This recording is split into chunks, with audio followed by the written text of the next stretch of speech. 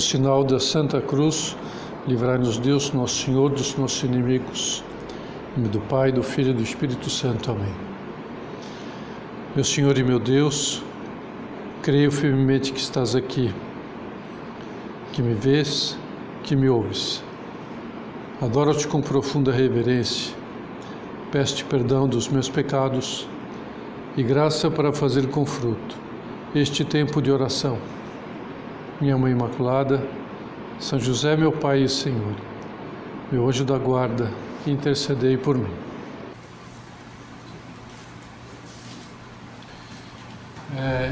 Nesse sábado nós vamos comemorar os 102 anos, da nossa independência. No dia 2 de julho de 1822, a princesa consorte, a Maria Leopoldina, ela reuniu o Conselho de Estado e decretou a soberania do Brasil, lá no Palácio da Quinta do Boa Vista, que há alguns anos, infelizmente, pegou fogo. Um simbolismo fatídico, de como nós brasileiros desvalorizamos a nossa linda história. Lá em 1822, os brasileiros já estavam esperando que Dom Pedro retornasse a Portugal. E com isto, nosso país seria rebaixado ao status de simples colônia, em vez de o Reino Unido ao de Portugal.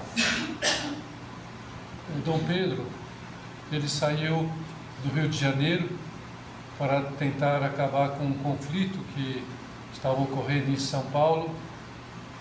Deixou então a Dona Leopoldina, sua esposa, a imperatriz, quer dizer, não era imperatriz ainda, como regente do Brasil. E ela se tornou assim a primeira mulher a ser chefe de Estado do Brasil. Então, usando esses seus atributos de chefe interina do governo, ela fez a reunião com o Conselho de Estado e, aconselhado por José Bonifácio de Andrade Silva, assinou o documento declarando o Brasil separado de Portugal. E após essa assinatura, ela enviou uma carta a Dom Pedro para que ele proclamasse a independência do Brasil. Então, ele estava em São Paulo e o papel chegou a ele no dia 7 de setembro de 1822. Ele estava à margem do rio Ipiranga, em São Paulo, e quando ele leu o decreto que lhe chegou, imediatamente ele proclamou a independência ou morte. Enquanto aguardava pelo retorno de Dom Pedro ao Rio de Janeiro, Dona Leopoldina idealizou a primeira bandeira da mais nova nação, o Brasil. E ela, então, foi coroada imperatriz no dia 1º de dezembro de 1822, na mesma cerimônia que Dom Pedro I recebeu a coroação e a sagração de imperador do Brasil. Mas quando nós estudamos a história de outros povos, povos aqui mesmo da América, de toda a América, da independência de outras nações, nós vemos que eles surgiram e se desenvolveram à base de guerras, de conflitos. O Brasil é uma das raras exceções de conquista da independência sem guerra. E mesmo hoje, existem muitas guerras essas nações, entre famílias, entre irmãos, amigos, amigas. E geralmente essas guerras, essas discussões, essas brigas, essas desavenças são causadas por ciúmes, por egoísmo, por mal-entendidos, por ganância. Infelizmente disso nem o Brasil está livre. Mas mesmo assim, se nós fizéssemos uma pesquisa entre todas as pessoas do mundo, vamos constatar de uma maneira surpreendente, né, que a grande maioria deseja a paz. E que muitas vezes a minoria acaba sendo mais forte para conquistar os seus objetivos, fazendo guerra, provocando guerras, divisões. Todo mundo fala em paz. A paz está presente em faixas, em cartões de Natal, em filmes, em canções como na We Are the World, né, do Michael Jackson. Né. No entanto, essa paz, tão sonhada por grande maioria da humanidade, ela não existe. O que existe é cada vez mais violência. Brigas em todo mundo, até nas famílias, sempre há brigas, desavenças, desuniões. E, particularmente, eu queria que nós olhássemos para duas causas básicas do porquê isso ocorre, para que nós também possamos ser protagonistas da paz. Mensageiros da paz, como pede o Papa Francisco. E a primeira causa é porque a maioria dos seres humanos quer a paz, mas não se esforça para conquistá-la. Porque a paz exige esforço, guerra, mas consigo mesmo, esforço contra o egoísmo, contra a ganância. Então essa é a primeira causa, falta de esforço, de determinação para conseguir essa paz. E a segunda causa é que a maioria confunde paz com tranquilidade social, com tranquilidade econômica, com sossego e bem-estar. E por isso aí pode surgir conflitos, né? Mesmo dentro das famílias. Brigas por causa de dinheiro, briga por causa de finanças, briga por causa, né, de conquistas, de ter bem-estar. Esse lugar é meu, né? Sai daí. Né? E aí, então, essa é a causa do porquê, né, não existe paz. É gozado que, precisamente, muitas pessoas, e a gente vai então fazer a nossa reflexão se a gente não está incluído nisto, para conseguir esse bem-estar, esse sossego, essa tranquilidade social, econômica, as pessoas põem muito esforço, muita determinação, mesmo que seja para brigar para conseguir isto, para conseguir essa paz, briga para conseguir paz para si mesmo. E por isso que existem guerras e conflitos entre todos os povos e nações. Mas a verdadeira paz não é aquela que o mundo dá. A verdadeira paz não é a que dá o dinheiro, o sossego econômico, satisfazer o egoísmo, o estar livre de injustiças, doenças, de pessoas más. Não está aí a conquista da paz. Muitas pessoas dizem: agora estou no sossego, porque vou para a praia e ficar livre de preocupações. Minha irmã viajou, graças a Deus, né? Estou livre dela por uns bons dias. Que paz, né? Ela não vai usar minhas roupas, né? Não vai pegar meu computador, meus biscoitos, né? Minha mãe ficou fora no fim de semana. Oh, como foi bom! Como foi bom! Não precisei ouvir as suas reclamações. Ganhei na cena, agora eu tenho paz. Aquela chata, não é? Da diretora da minha escola. Não é mais diretora. Que coisa maravilhosa. Operei o nariz, agora eu sou diva. Essa é a paz que o mundo dá. É uma paz passageira, uma paz mentirosa, falsa. Não é essa paz, né? A verdadeira paz não está fora de nós. Não está nos acontecimentos. está na saúde, nas satisfações das nossas vontades. Mas ela depende daquilo que nós levamos dentro.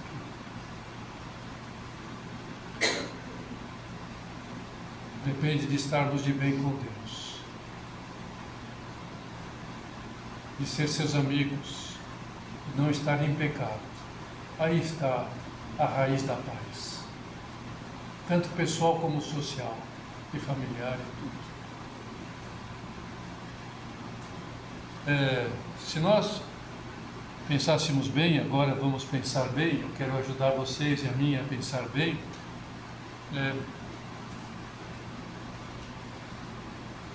Se nós conseguíssemos ter paz estando bem alimentados, estando bem de saúde, tendo uma boa casa, uma boa cama, um bom emprego, estando numa boa faculdade, mesmo tendo um coração egoísta e mesquinho, nós estaríamos redondamente enganados,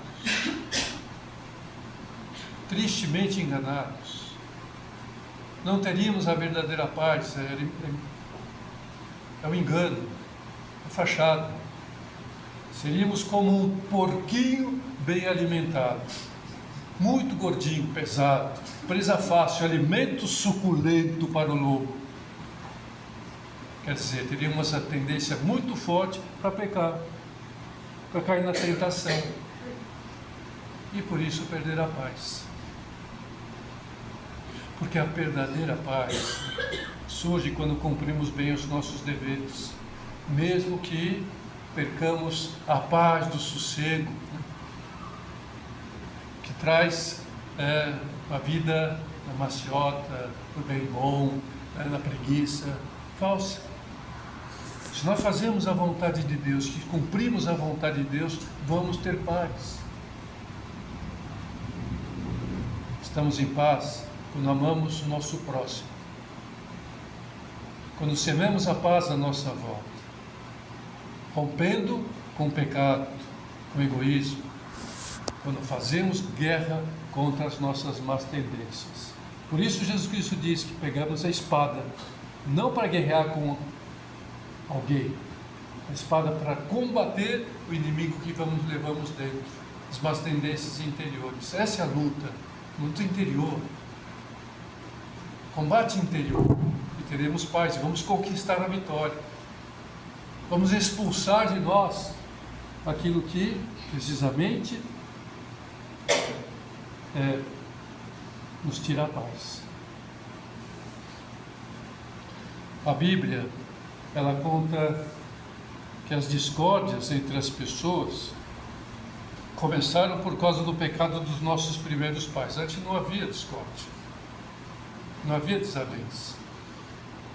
Precisamente a primeira briga da humanidade ocorreu quando eles desobedeceram a Deus pela primeira vez. Antes havia paz, havia uma harmonia incrível entre a alma e o corpo de cada um, de Adão e Eva, harmonia entre eles e a natureza, harmonia entre eles e Deus, tudo estava em harmonia, tudo era fantástico, né? Tudo era maravilhoso, aquilo que vamos conquistar novamente, as terras novas, céus novos, depois de tudo, como diz o Isaías, né? A criança vai brincar no buraco da cobra. Isso era assim, tudo era paz, não havia desavença, não havia desarmonia. Mas precisamente ocorreu a primeira briga, quando eles pecaram e Deus perguntou o que eles tinham feito, por que eles estavam se escondendo, por que eles estavam fugindo dele. E ali eles se acusaram mutuamente. Perguntou a Adão: o que você fez? Foi a mulher que você pôs do meu lado. E a mulher: foi a serpente, foi a natureza, não sei o quê. Aí começou a briga.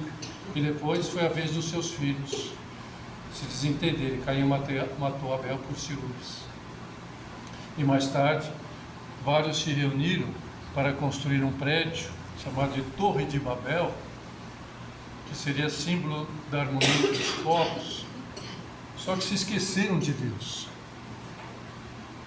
Houve discórdia geral e ninguém mais se entendia, e começaram a surgir as línguas, as separações. Tudo era uma nação só, aí começaram a surgir as nações, as diferenças. Em toda a história da humanidade, as guerras, os ódios, as invejas surgem de alguém ou de um grupo de alguém que peca por egoísmo, por preguiça, por sensualidade, por ganância. É sempre assim. A primeira bomba de uma guerra familiar, social e entre as nações é lançada no coração de uma pessoa ou de várias pessoas que pecam em algum aspecto. Porque expulsaram Deus de dentro de si. E aí começam as desavenças. A pessoa se põe em condições de ser, então, causa de desavenças. Mas Deus, que é nosso Pai, e está sempre muito disposto a nos dar a paz, enviou seu Filho ao mundo, enviou seu Jesus Cristo, para nos dar a paz aos nossos corações. Por isso, quando Jesus nasceu, reparem, né? O que os anjos cantaram aos pastores? Glória a Deus nas alturas e paz na terra aos homens de boa vontade. O primeiro anúncio da paz na vinda de Jesus Cristo, os anjos falando dos pastores: tenham paz. E não é que eles tenham uma situação muito sossegada, muito tranquila, economicamente, eram excluídos, estavam enviando a paz para eles, que é a salvação. Então não veio trazer dinheiro, olha, veio trazer ouro para vocês, prata, casa.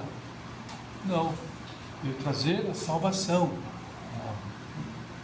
Desde o primeiro momento do seu nascimento, Jesus traz uma mensagem de paz e de alegria. A paz verdadeira, a alegria permanente. É importante que a gente perceba isso. Está na Bíblia, está no Evangelho, está na vida de nosso Senhor, está na essência do cristianismo. E depois, ao longo da sua vida, Jesus semeou a paz por todos os caminhos, em todos os corações que encontrava. Expulsava demônios, curava doentes, levava a paz. Só Ele pode nos dar a verdadeira paz. Essa paz que o mundo não pode dar, por mais que se façam reuniões de paz, mas existe ONU, não está aí, que adianta a ONU? Se há guerra em todo lugar. Vamos se unir para quê? Se não estão unidos a Deus, estão expulsando a Deus. Eu vos dou a minha paz, e vou lá dou não como dá o mundo, diz Jesus Cristo. Não como dá o mundo.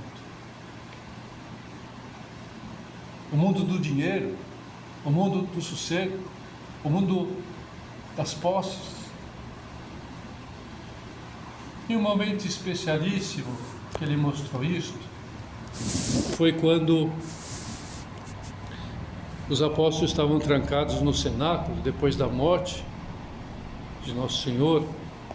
Estavam com medo dos judeus, não tinham paz nenhuma, estavam atordoados, intranquilos, a sua consciência pesando. Pedro, aquela consciência, negou 3 vezes a Jesus Cristo, todos o traíram, deixaram, abandonaram Jesus lá no Horto das Oliveiras, negaram a sua condição de apóstolos. Então estavam naquele estado, conseguiram se reunir no cenáculo pela graças às mulheres que anunciaram que tinham ido ao sepulcro, que o corpo não estava lá, e o anjo disse que ressuscitou, mas eles ainda não estavam atordoados, mas foi no céu. Então, o que aconteceu? Nosso Senhor apareceu ali, com seu corpo ressuscitado. Olhou com ternura, aquela ternura que só Jesus Cristo pode ter, olhou para cada um e lhes disse: a paz esteja convosco. Primeira palavra de Nosso Senhor depois da sua vitória na cruz.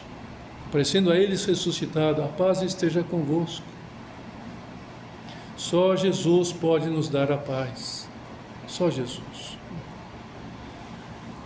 Conta um filósofo alemão chamado Lamberg, que durante a Segunda Guerra Mundial ele levava uma ampola de um poderoso veneno junto de si para tomá-lo no dia em que os nazistas lhe pegassem, porque ele era contra o regime e ainda mais era judeu. Então, ele não queria ir para o campo de concentração, não queria ir para morrer na câmara de gás, então eu tomaria aquela ampola. Na metade da guerra, por volta de agosto de 1942, ele destruiu a ampola e ele escreveu no seu diário: encontrei a Cristo, ele se revelou a mim. Ou seja, não preciso mais de ampola, não preciso ter medo de nada, de nazista nenhum, que me peguem, me façam o que quiserem. Já tenho Cristo, já estou salvo, tenho paz. E assim acontece com quem encontra Jesus. Não tem mais receio nem da vida nem da morte. Não tem receio de nada, despreocupação. Pode sofrer o que for, pode ter problemas que for, de todos os tipos. As coisas não saem, não vêm, não avançam. Porque possui a paz na sua alma, que isso que é importante. Paz na alma. E concretamente, para ter essa paz de Cristo, o que é necessário? Olhar para Ele. Olhar para Ele. Vejam o que aconteceu com Pedro depois de ter negado Jesus por 3 vezes. O que aconteceu? Ele olhou para Cristo, lá no pátio ainda do sumo sacerdote. E não continuou as suas negações. Saiu de lá e chorou. Ainda estava atordoado, estava preocupado, mas já estava naquela angústia de antes, porque olhou para Cristo. Então é necessário que a gente trate melhor a nosso Senhor. Confiar nisso, acreditar nisso, acreditar na vida de oração, na vida eucarística, nos sacramentos. Acreditar que isso não é algo para ser dispensado na nossa vida, algo condicional, é fundamental, é essencial. Por isso que a gente diz na obra que as normas de piedade estão em primeiro lugar. E tudo pode esperar, mas a oração não pode esperar. Não podemos deixar a oração, porque senão não vamos ter paz. Conhecer melhor a Jesus Cristo, amá-lo de verdade, ter aquela paz de Maria Madalena, ter aquela paz da samaritana. Ela foi para lá pegar água no poço, porque precisava dar aquela paz que a água dá. A água da paz. Se a gente fica sufocado, estou com sede, a paz. Mas a maneira que ela pegou Jesus Cristo, olha que interessante, ela largou o balde lá, não precisou mais de água. Ela estava em paz, né? Ela estava em paz. Pecamos, voltamos a Ele arrependidos. Senhor, pequei, perdão, fui fraco. Reconhecendo humildemente que pecamos, buscando o seu perdão, que Ele não se cansa de nos dar no sacramento da penitência, como Ele conta extraordinariamente na parábola do filho pródigo. Como a transformação do filho pródigo do pecado para a alegria da festa que o seu pai lhe dá depois do arrependimento.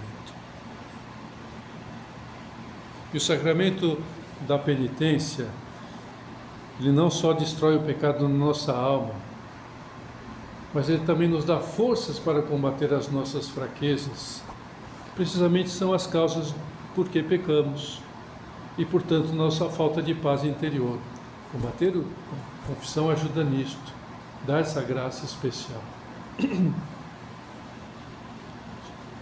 Nos ajuda a vencer a preguiça, a moleza, de trabalhar, de estudar, de rezar.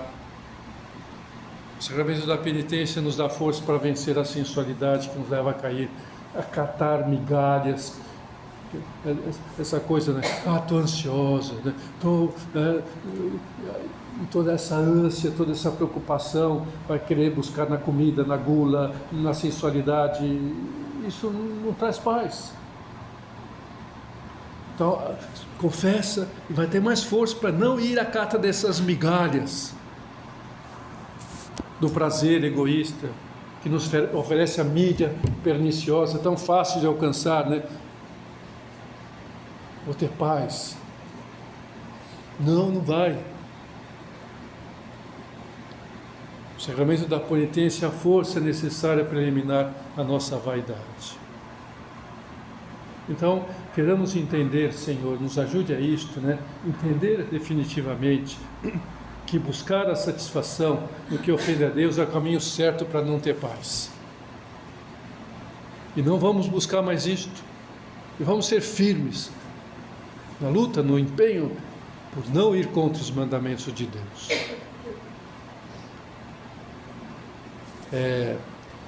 Porque, como diz Dom Álvaro del Portillo, Beato Álvaro del Portillo, uma de suas homilias, onde há amor à justiça, onde há respeito pela dignidade da pessoa humana, onde não se procura o capricho, mas o serviço a Deus e aos homens, ali há paz.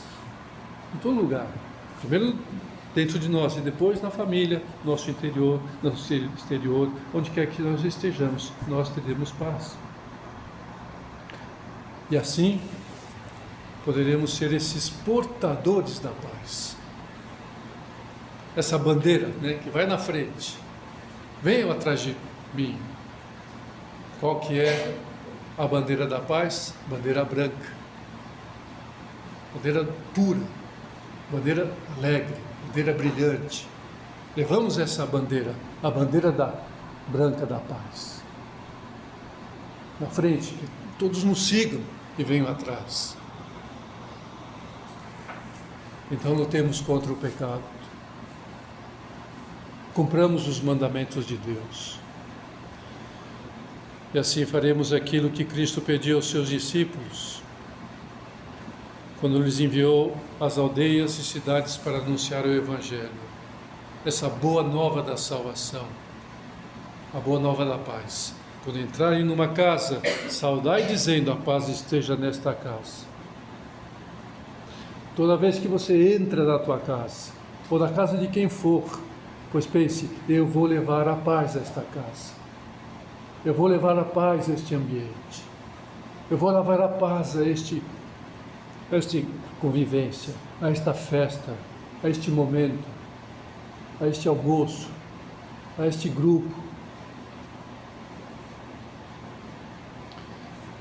Queremos ser portadores dessa paz, afogando o mal com abundância de bem, abundância de amor, abundância de compreensão.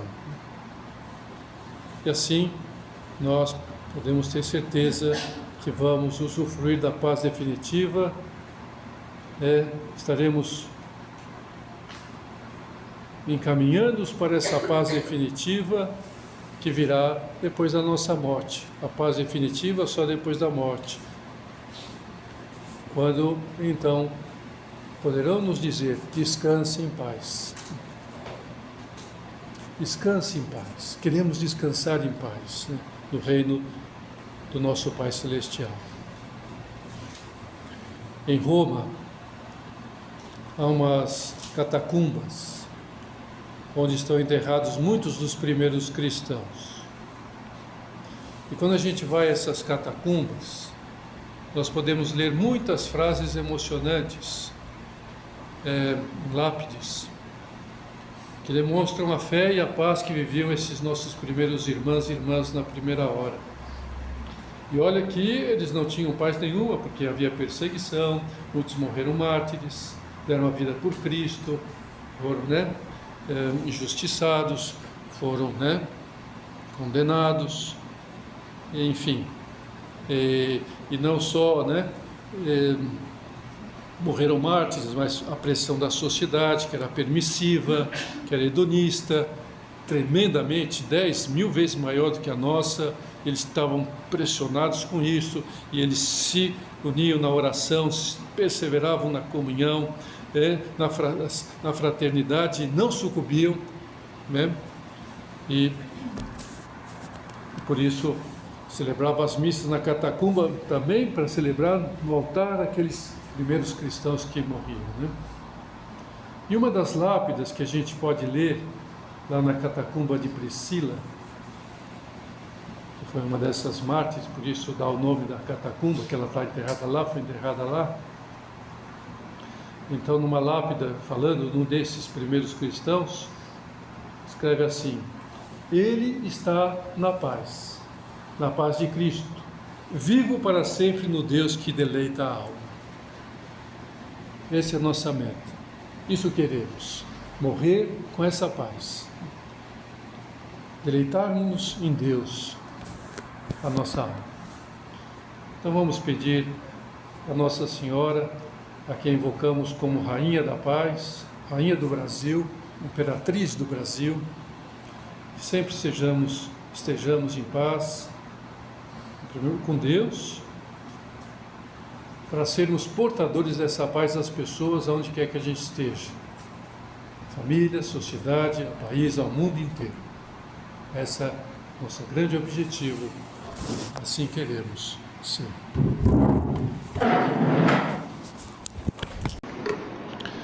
Dou-te graças, meu Deus, pelos bons propósitos, afetos e inspirações que me comunicaste nesta meditação. Peço-te ajuda para os pôr em prática. Minha Mãe Imaculada, São José, meu Pai e Senhor, meu anjo da guarda, intercedei por mim.